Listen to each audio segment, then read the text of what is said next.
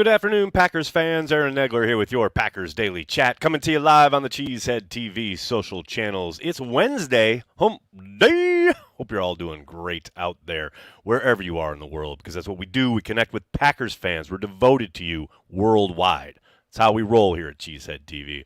The other way we roll is giving shouts out to our friends like the folks over at Ticket King. People, if you want to watch the Green Bay Packers play football this year, make sure you head to cheeseheadtv.com, utilize our schedule, and find individualized links for each and every game, home and away, preseason, regular season, everything Green Bay Packers and football. You want to go and utilize Ticket King. You don't want to use Ticketmaster, StubHub, SeatGeek, none of that national nonsense. You want to use a Wisconsin-based company. Hell, they got a spot right across from Lambeau Field. They've been in Wisconsin since the early 90s. Use cheeseheadtv.com or our app, or hell, there's a link in the description of this video. Any of those will get you to Ticket King. You can buy your Packers tickets there. Do it, people. You know you'll want to. Hope you're all doing well. Make the opening real quick today because I just want to say, look, Joe Barry, meet me here at Camera One. Joe, buddy, I know you read stuff and you know what the narrative is around the fact that you have been retained as defensive coordinator. And there's also the consideration of how much better your defense seemed to play down the stretch last year. And instances where you can point to certain plays, you can point to certain coverages where you got a pretty damn talented secondary. Let them cook, man. Let them cook. You paid these guys, a number of them. You know, you've got some athletes there. You got some parlance of our time. You got some dogs back there. Let them hunt. Let those dogs hunt, man. I understand there are schematic considerations, and I understand there's tendencies and situational calls and everything. I understand it. But, man, let them off the leash a little bit. You got guys like Jair Alexander, Rasul Douglas, dudes who are going to be happy to get up in the grill of these opposing wide receivers. Let them go, man. And, yes, are they going to get beat every once in a while? No doubt. No question about it. You can live with it, man. You can live with it because for every time that they get beat, they're going to beat up that opposite dude more often than not. Look, I understand this is very 30,000-foot level kind of stuff, and I'm not pretending to get down into the granular of what you're supposed to do in the Fangio scheme and how you want these guys to play certain situations and what have you. I understand there's a world of stuff that we sitting on the outside do not understand. But I can tell you this. I know it when I see it, and I've seen it intermittently with your guys, especially in that game against Minnesota, especially when you let Jair Alexander get after it with Justin Jefferson, the greatest wide receiver in the league, by the way, who he completely shut down. And I'm not saying he's going to do it every week. I'm not saying he's going to do it every play. I'm just saying let these guys hunt, man. Let them cook. I'm begging you from my soul. It's my PSA for Joe Barry this morning, or this afternoon, I should say. Hope you're all doing well. Good to see everybody. Mr. Tundra, hello. Brandy's here. Of course, Brandy's here. How are you? Aaron Harper, how you doing, man? Sandy, hello. How are you? Double. Is this November? Not even close. Nags, no love for MacArthur Lane on your list. Wind and rains. Reading comprehension is a struggle, even in this year of 2023. Not my list, my friend. Go back and read it. Go back to cheeseheadtv.com and read. There's an author, and he did a lot of good work putting that list together. Brandy, what's up? I say challenge the short and medium more than the long for a change every few plays or series. I mean, mixing it up is a must. There's no doubt about it. And again, there are situational calls. There are things where I understand the reasoning for, the words stick in my throat, soft coverage. But, we all know. We all know it when we see it in regards to corners playing 12 yards off on 3rd and 4. We all know it. Again, let them hunt, man. Give them a chance to win. Begging you.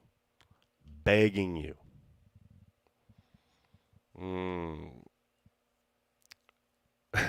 Jim, 5 to 10 yards off on 3rd and short is pretty messed up. Yeah, it's unfortunate. Let's just say that. AJ says, over under .5 games, Quay gets kicked out of a game this season. I'm hoping for that under. You're a weird one, AJ. Very weird one. Ben, what's up? Maybe a little bit of an ego with Barry. Wants the D to be successful because of him versus just raw talent. I don't think that's the case. I mean, this is a guy who's had 2 really bad stints as a coordinator prior to this, and now he's been handed probably the most talent he's ever had. He'd be smart to utilize it, and I don't think it's a pettiness or ego thing. I think he's trying to do what's best for the Packers, and that's the thing. I do not doubt for a moment that Joe Barry has every, reasoning for doing what he does, the calls he makes. And I do think he gets a bit more slander than he's probably deserves, but that's the nature of the beast, especially in the game of NFL football. But there's certainly not a thing where he thinks, I would never buy that I've got to make it about me.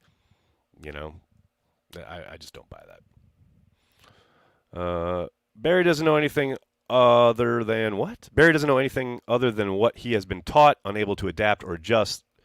The mark of a what?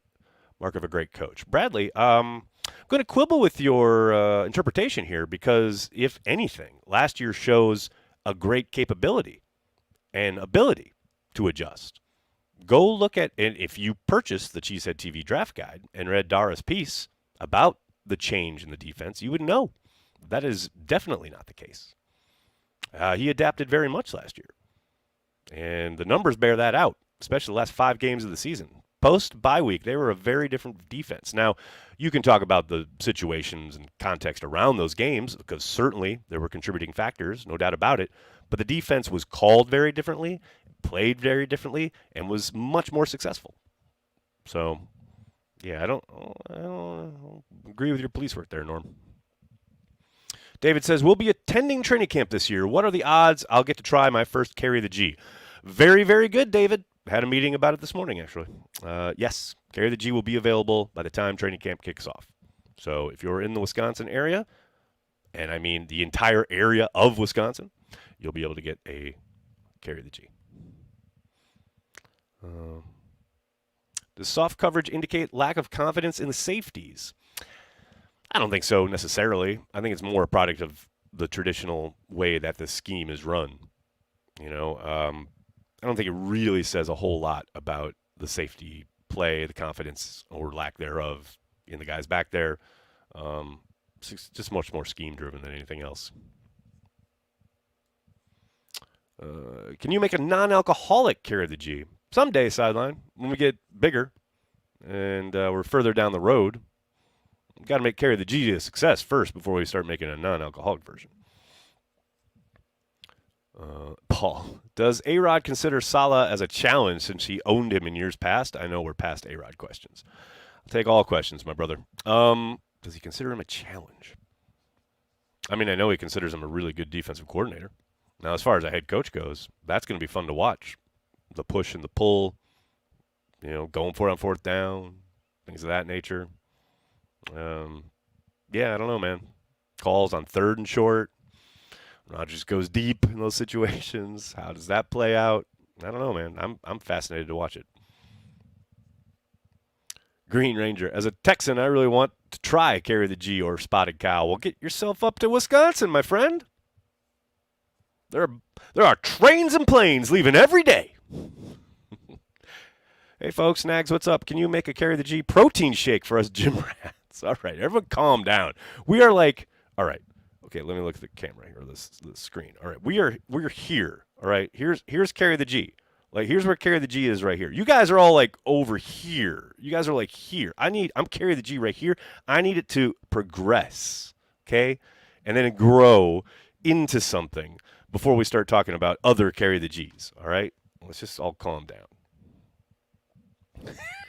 Can you make carry the G juice packs? Oh, man. I'm in. I'm all in on carry the G juice packs. That's actually a really good idea. Oh, that's really good. Oh, I can't even read this name because I can't figure out how to pronounce it. But the comment is safe to assume we're not very excited about the D coordinator. Mwah, mwah, mwah, mwah. Legolas, what's up, man? How are you? Hope you're doing well. Oh, now everyone's just throwing out their carry the G possibility. Like a carry the G fanny pack. Look, we don't have a fanny pack, but we do have carry the G merch in our store, and there is a ton of it. A ton of different things that we've put carry the G on. So hop to it. There should be a shelf down below on YouTube. You can get to our store right there. The offensive line, will have the Packers so far ahead so often that the secondary will be able to cook. Now you're talking, Mick. You know what you're talking about right there? That's called complementary football. Something we saw precious little of last year. I like where your head's at. Go with that. Run with that, man. We got, a month to go yet. Let's just dream of offensive domination, big-time points being put up, and the defense just being able to get after it. Like how you think. I like it. Godsmack, what's up, man? Haven't seen you in a while. How you doing? I can't wait to see our second-year guys this season. Hopefully we don't get bit by the dreaded sophomore slump bug like last year. Between Stokes, Myers, and Newman, it was hard to watch at times. You are not lying, man. It was tough, and I would add, they weren't second-year players in the NFL, but second year with the team, and Rasul Douglas and Devondre Campbell, they didn't at least start out meeting those expectations and the standard they had set the year before, right? I think across the board, though, you're absolutely spot on in that assessment as far as dudes that you were definitely hoping, you talk about that first to second year jump, would at least start out to, look like they're continuing to develop. I'm not going to say they all took a step back, but they certainly didn't seem to be taking steps forward. And in Stokes' case, it sure looked like he had taken a step back. So I'm with you. We really need guys like Watson, Zach Tom, Quay Walker, etc., Devontae Wyatt, all those dudes. You're really hoping they take a step forward. They can't afford, especially with the team as young as it is, transitioning like it is, they cannot afford for those guys to stay stagnant or regress. No question. John, what's up? Can you smell what Jair is cooking? I love it. Jim says Sewell is playing out of position early on. Very, very true. And that's why I talked about and Corey reiterated with his broken triangle analogy, a bit of a disconnect there between the front office and the coaching staff. Because if you're going to pay to bring Rasul back and ensure that he's part of your squad and part of your program, why are you bringing him back to play in the slot where he hasn't played and is clearly not suited for? Forcing that square peg into a round hole always seemed like an odd idea. But there's no doubt that even when he did get kicked outside, it's not like he was magic. He played better outside. There's zero doubt about that. But he needs to recapture the form that we saw early on, his first kind of stint in Green Bay. And I'm not saying he has to be pick sixing dudes every week. Like, that's not the expectation. A little bit more consistent, though. No question about it. Preston, thanks for the super chat. Do you think that Barry will have our DBs play 40 yards off scrimmage even on third and short, or do you think Matt will have him change it up? I never know anymore because we've heard Matt talk about it several times. And in fact, I think it was last year or maybe it was the year before, Matt brought it up unprompted as far as his disappointment with and wanting more in those situations. But doesn't seem like much changes. So, again, this is where I talk about situational, right, and schematic things and things that are driven by scheme. And I got to think this is somewhat scheme-driven. Don't ask me how it works. Don't ask me what their expectations are. But when you see it again and again and again, it's got to be something that they teach, that they want their guys to be doing, because if it wasn't, it would change. And that's what just drives me nuts. Now, I will say I'm fascinated to see what happens with a new coach in the secondary.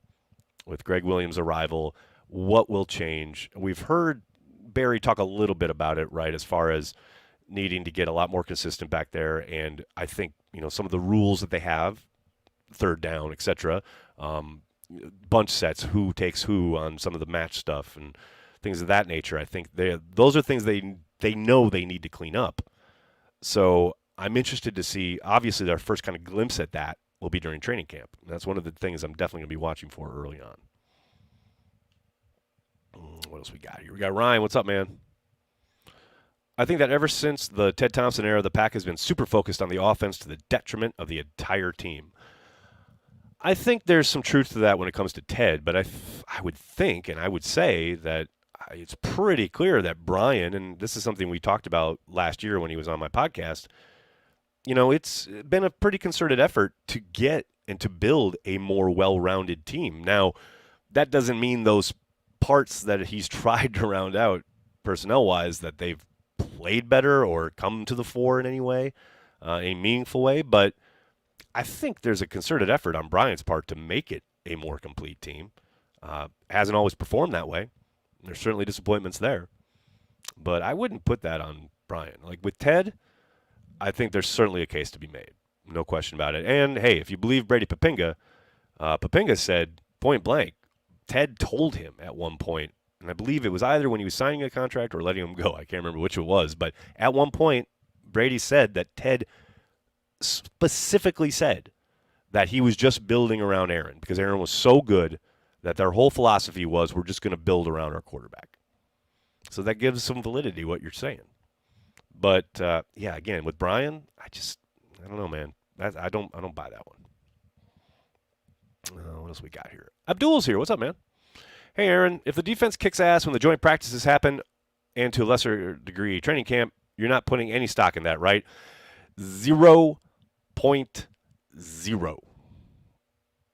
None. Hey, man, I hope they kick ass. That'd be great. It's better than the other thing, right? But yeah, no. Until things are live, until there's game planning, until they're, trying to work on the Packers' weaknesses and things like that in a game situation, I ain't buying nothing. I hope they dominate the Patriots in joint practices. That'll be great. I hope they dominate the Bengals in joint practices. That'll be awesome. But I ain't getting excited about it. Fool me once, Joe Barry. Fool me twice. Legless, what's up, man? Zach Tom wins a starting job by the end of the season. Which position is it? Ooh. Wins it, you're saying? Or does someone lose it and or get injured?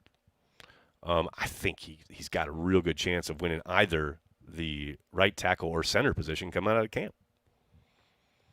We'll see, but I like the idea of him at center. I want to see it in action. I know Brian said that was his preferred position or what Brian thought was his best position coming out of college. I'd love to see him get some legit reps with the ones. And I know he's taken a few reps at center last year in camp and then this offseason, but I don't think it's been with the ones. I want to see it. I think it could be cooking with gas. Abdul, thanks again, man. Who's more important for the defense's success, Wyatt, Walker, or Stokes? It's a very good question. I got to say Devontae Wyatt.